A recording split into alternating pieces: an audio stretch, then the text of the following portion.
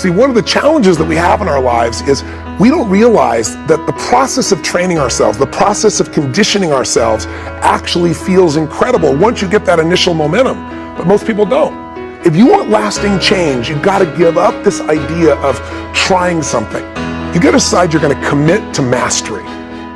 So if you want to begin to grow, you've got to put something out here that you can't reach easily, that has got to make you stretch, got to make you jump for it, got to make you get back a little bit and dig in so that you can take a leap for it. And maybe you jump up there and you miss it and you skin your knees and you come back again and you bust your lip next time.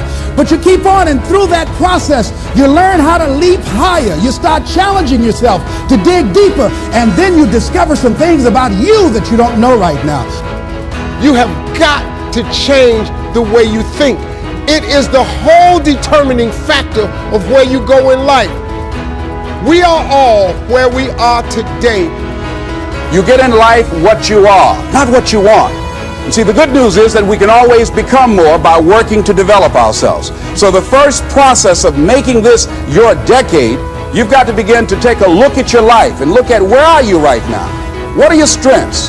What are your weaknesses? What gives your life a sense of fulfillment, a sense of joy? What does a full, rich life means to you? What is it that you could love doing 7 days a week that'll bring a smile to your face? Think about that. In all the areas of your life, your professional life, your personal life, your family life, your spiritual life, what is it that you'd like to have? Once you begin to determine that, that takes you to the next step. And as you continue to work on yourself, you will begin to expand your vision of yourself. You begin to work towards self-mastery. And you will begin to see it reflect itself in all the dimensions of your life, your mental life, your physical life, your social life, in your relationships, your monetary life. And as you work on yourself, you feel good about yourself. And as you feel better about yourself, you treat yourself differently. You want to live life with energy and passion. You want to make a conscious effort to be lively. So you've got to learn to stand up to yourself inside yourself. So you've got to watch that conversation. It will tell you you're tired when you really are not tired. It will tell you you can't do it. It will fill you with fear. And when you find it going on, you've got to stand up to it and say, I'm going to do this anyhow. I'm afraid, but I'm afraid not to do it. Because what you will begin to see and to know as I talk to the higher consciousness within you, that you are powerful, that you are a miracle worker. And that inner conversation has conditioned you to believe that you are not.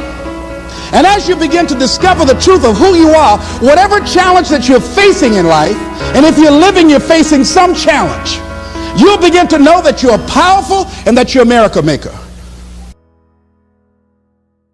No limit people are human beings who take what they are and accept it, and don't tell themselves that somehow they're deficient because of anything about themselves.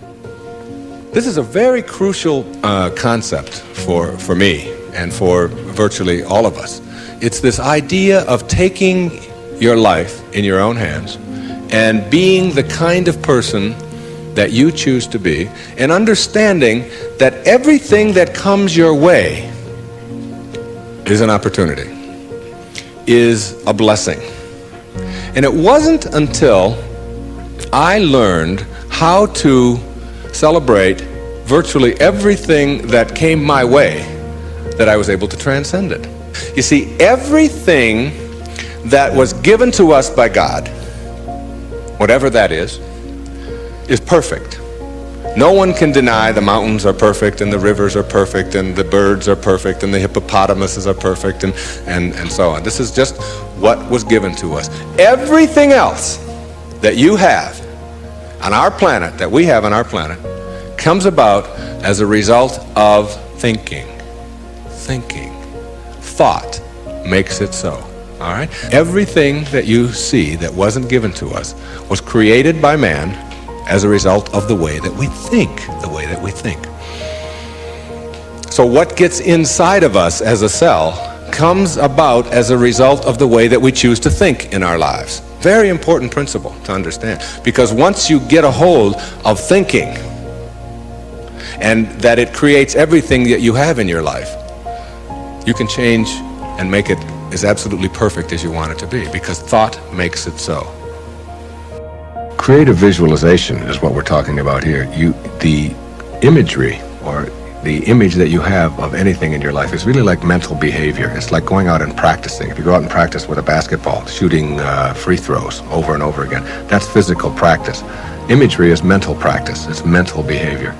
When you have an image that you can succeed at something, when you have an image that you can do it rather than that you can't do it, when you get into your car and you have an image that you're going to find a parking place rather than that there'll be no place to park, so you're not looking for no place to park, you will start acting on the image that you have. What it means in the holy books when it says you are in this world, but you are not of this world. And these 4 stages represent also where we can look at our own self. How am I doing going through these? To what extent do I find myself consumed with my own quotas? What's in it for me? How much can I get? And ask ourselves that question as we begin to interact and deal with other people. Being able to manifest, being able to attract into our lives what it is that we'd like to attract into our lives, boils down to a formula that I'd like to share with you here this evening. And this formula is one that everyone that I know who is able to get things into their life practices this. I call it the 4 reallys. All right? So that what you really, really, really, really want, you will get. And these 4 reallys each of them stands for something. And if you look at people who are good at, some people call them lucky, some people call them highly spiritual, whatever it might be, but they are good at getting what they want in their lives. And here are the 4 reallys. The first one says, I wish. So what you really wish for, everything that you'd like to get into your life starts with a wish. It's a thought. I wish I could get that job. I wish I could get that promotion. I wish I could lose weight. I wish I could get rid of that addiction that I have. I wish I could, whatever. It's a wish. So what you have to start with a wish. The second really stands for what you desire.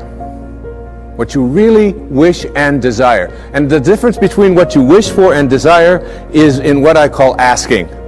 Ask and you shall receive. Ask and you shall receive. It's not empty words. Be willing to ask. The third really stands for what I intend. So now you shift away from what I wish for and ask for, and you frame it in such a way that you intend to create it.